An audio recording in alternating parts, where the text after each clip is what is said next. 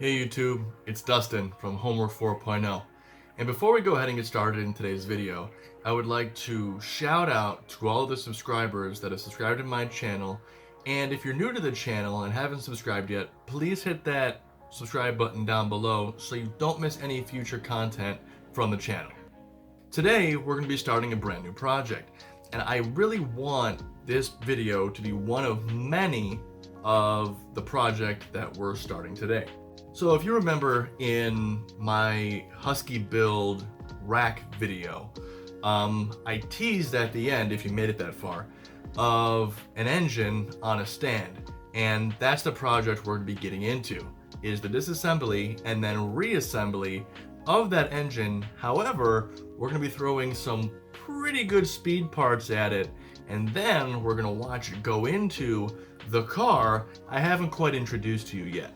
And the reason for that is because I still have a lot of ideas how I'm just going to do that. If you want to see any more videos of this engine or it going into the car or any of the work done on the car, please don't hesitate to mash that subscribe button now. So what do we got?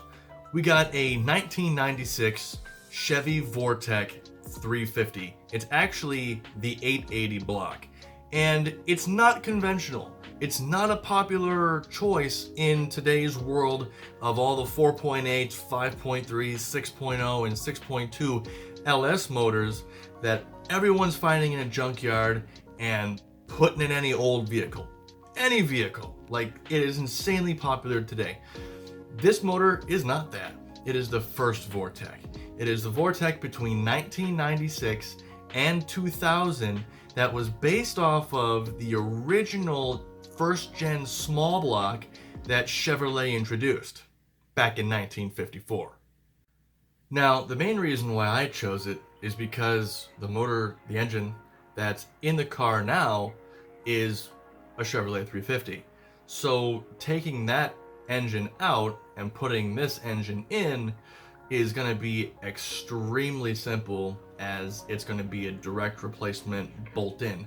However, the internals of the engine are going to be far superior, and that's what makes the Vortec block so superior over the architecture that came before it.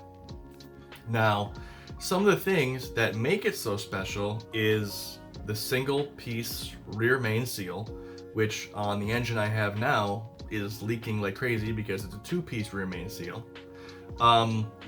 The Vortec engine has a hydraulic roller camshaft directly from the factory, and that allows for lesser friction, higher lift, and just better performance and economy out of the engine itself. And then lastly, one of the things that make the Vortec 350 so sought after are the cylinder heads. They are arguably the best flowing cylinder heads that General Motors ever put out on their first gen small blocks. My plans for the engine are gonna be a little radical. So radical, in fact, that I can't reuse the factory cylinder heads that came off of it. So my plan, which is one of the reasons why I didn't go with an LS-based motor, because if you do an LS-based motor, most likely you're going to find that you have an iron block with aluminum cylinder heads, and that's what I'm going to do. This Vortec 350 is an iron block, tried and true over the past 50 plus, 60 plus, 70 plus years, and I'm going to match it with a nice set of aluminum cylinder heads. The power potential out of this engine is going to be extremely similar to the power potential you would get by building a modern LS-based engine.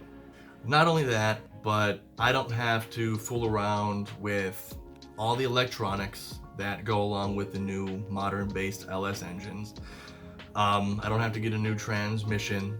I don't have to get a new drive shaft. So this is extremely cost-effective for me as I'm redoing it. Plus, I get the benefit of the low-cost power that comes with it. Lastly, and probably most important to me, is it's period correct. A 350 came in it, a 350 is going back into it, and the first generation of the Chevrolet 350 is just a nice looking engine. It takes a lot to make the LS engines look nice. They perform fantastically, but on the outside, it's just not gonna match the vehicle that I got. So I think when it's all said and done, and you're gonna embark on this journey with me, and you're gonna see it too, that I think I made a good choice by putting a period correct motor in it, but hopping it up a little bit, and it's gonna look good when you pop that hood. Even though I'm not ready to reveal what car it's going into, please mash that subscribe button so you can see in the future what exactly it is. And without me rambling on anymore, let's go ahead and get started.